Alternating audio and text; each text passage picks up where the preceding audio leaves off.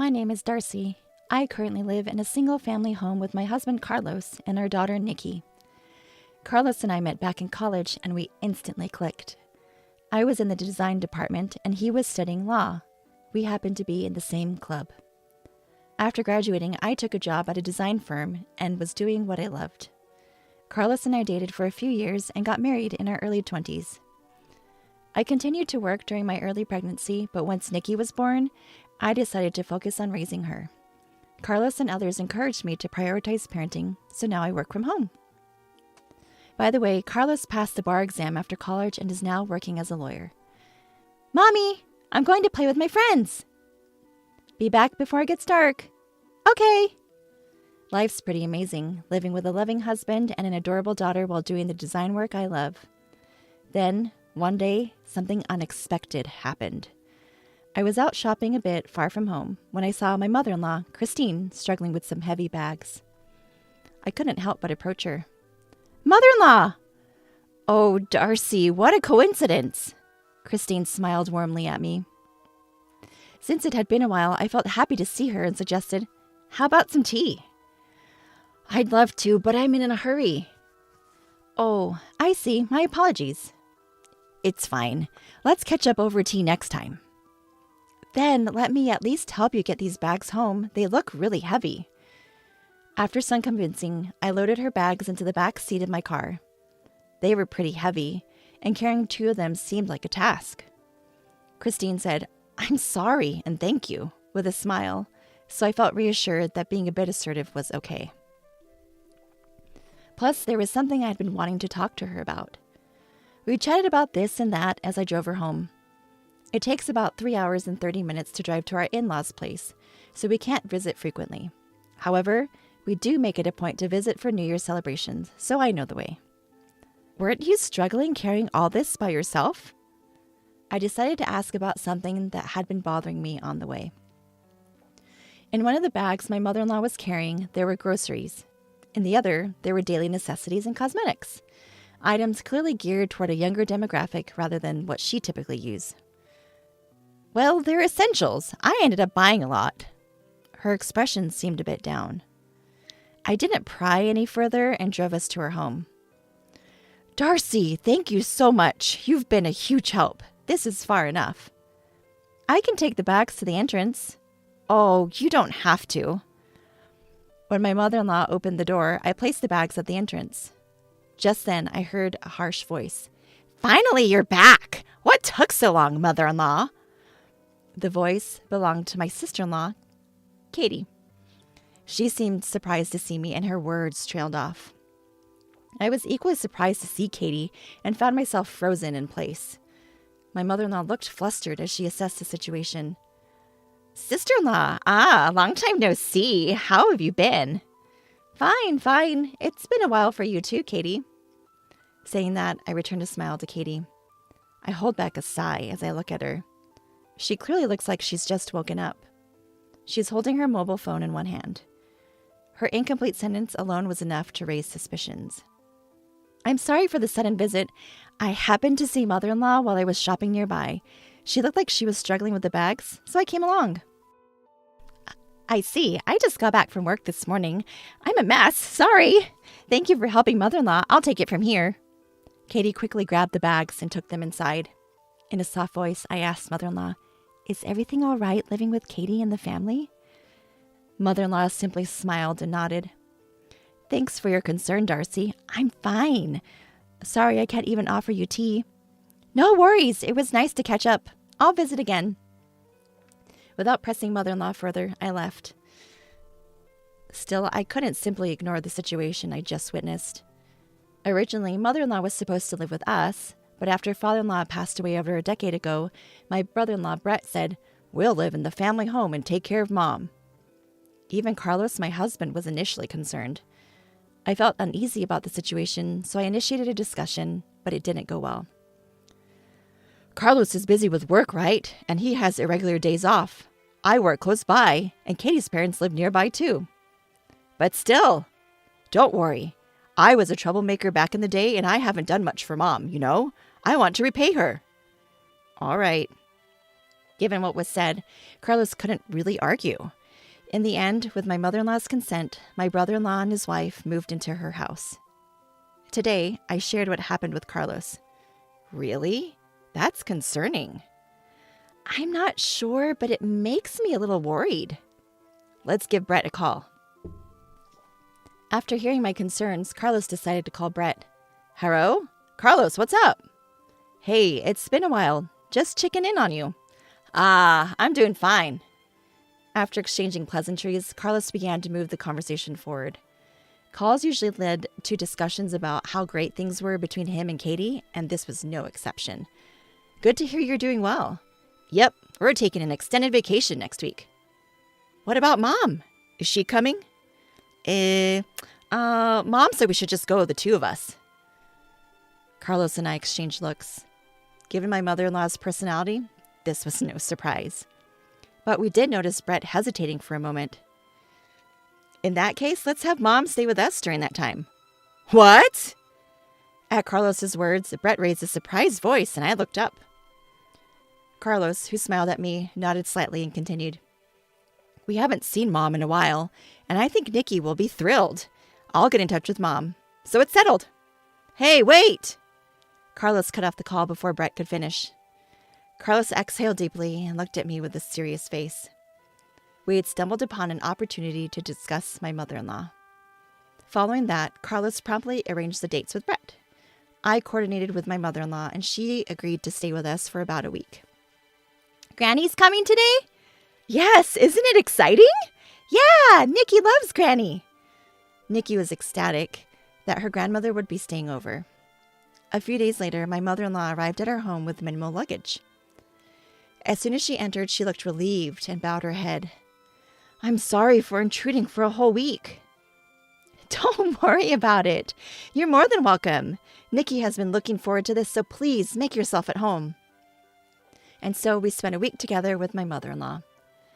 However, I felt uneasy about my mother-in-law's actions from day one. Before her arrival, I cleaned up the home office I usually use for work to make space for her. When I showed her the room, she immediately said, Oh, you've prepared such a room for me. I feel bad. I'd be okay just with a corner. No worries. Please feel free to use the room. I only use it for work anyway. I convinced her to use it, but she still seemed apologetic.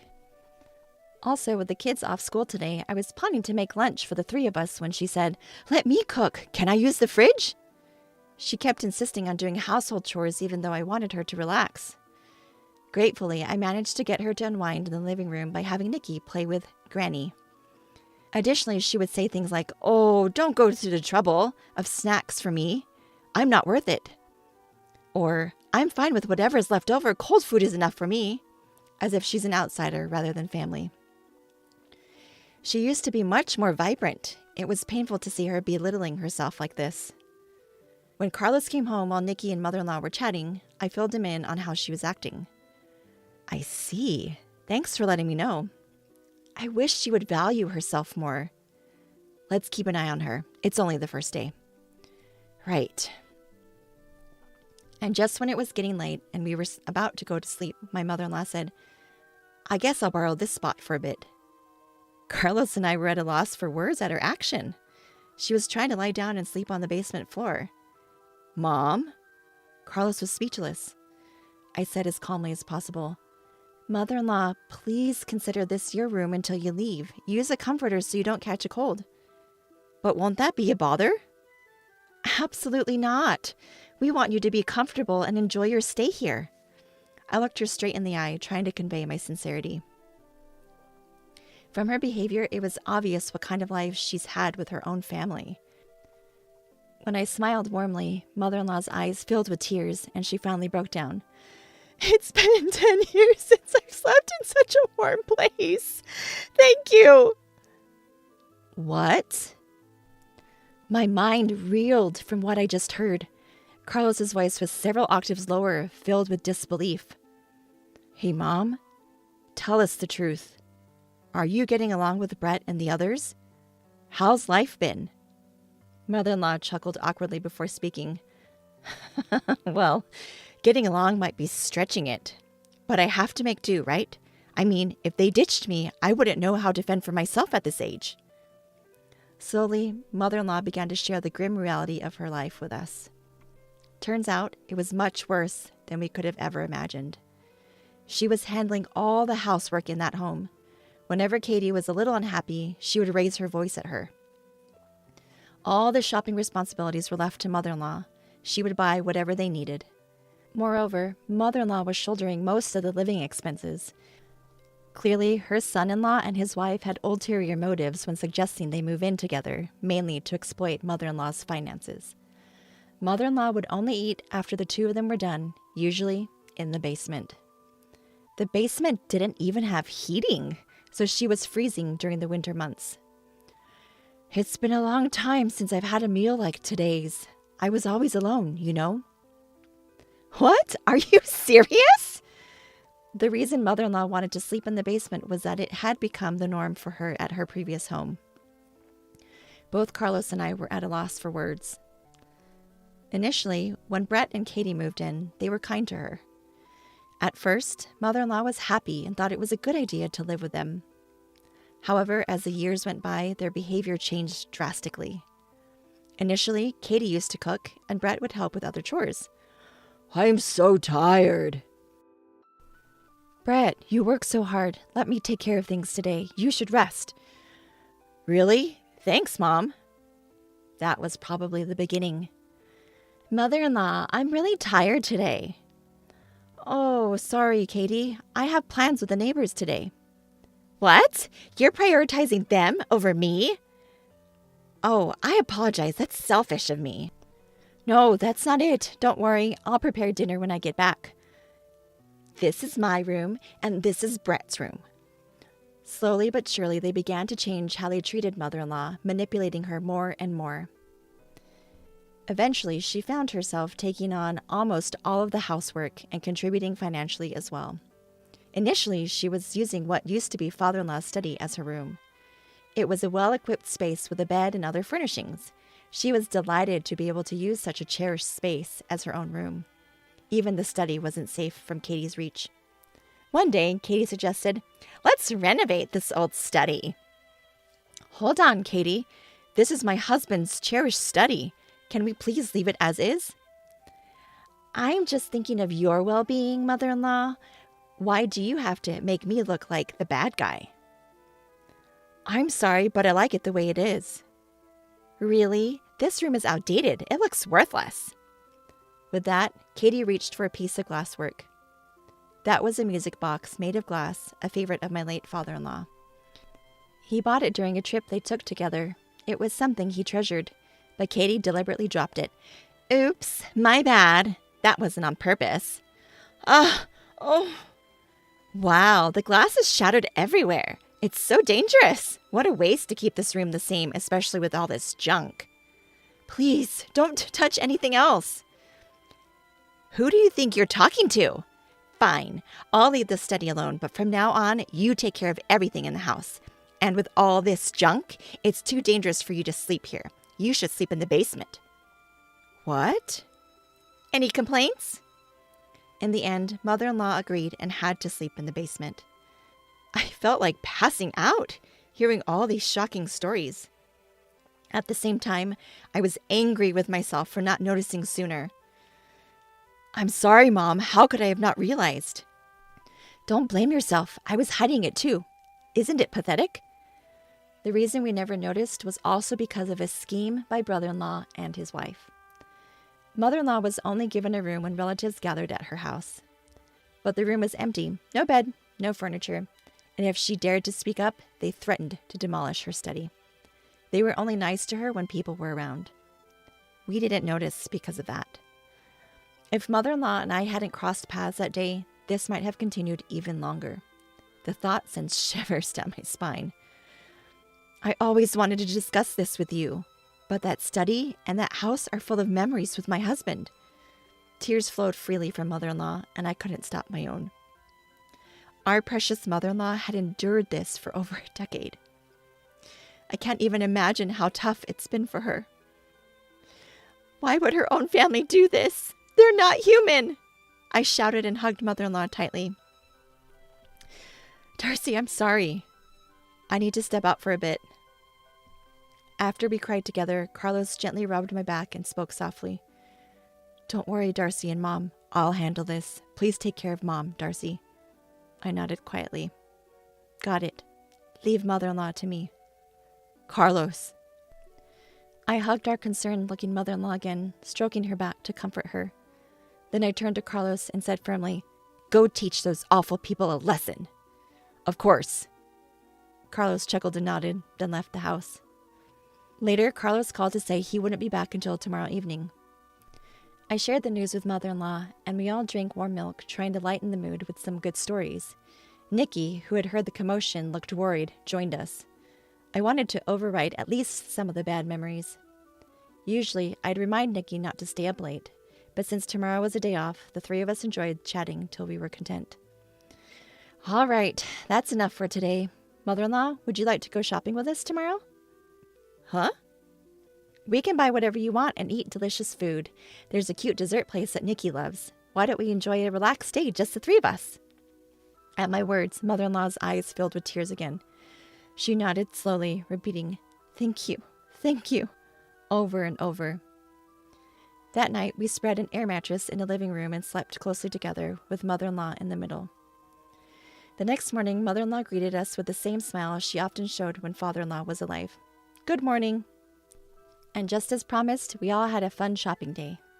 In the evening, we got a message from Carlos saying he had returned home, so we headed back as well. Before entering the house, I had one more thing to say to mother-in-law. Mother-in-law, we are on your side. Whatever is hurting you, just let it out here. We will always be by your side. And me too. I'm on Granny's side as well. Mother-in-law nodded silently to our words. Welcome home. Sorry for leaving the house to you. We're back. Everything okay? Yeah, no issues here. Carlos greeted us with a warm smile. I had Nikki and mother-in-law wait in my home office. Walking into the living room, my eyes widened at the sight of brother-in-law and his wife sitting on the floor. Their hands, resting on their knees, were trembling slightly. Upon seeing me, they greeted me in a soft voice, their faces filled with apprehension.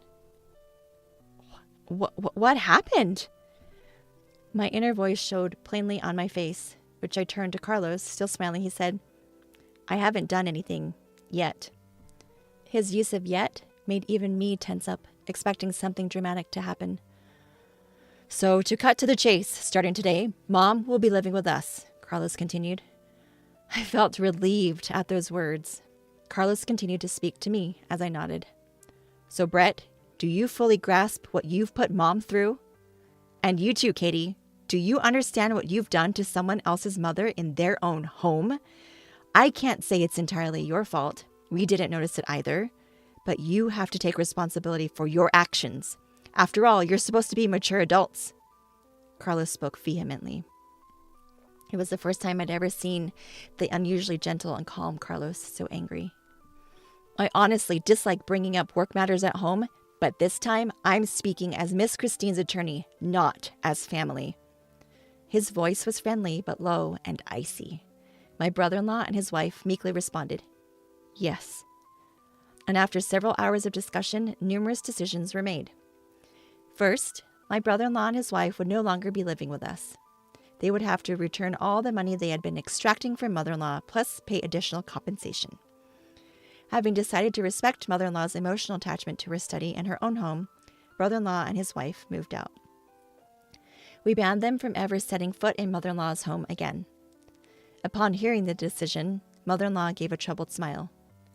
So we are family, right? Asking for damages is a bit much, don't you think? No, this is a gesture from our son Brett to Miss Christine, right?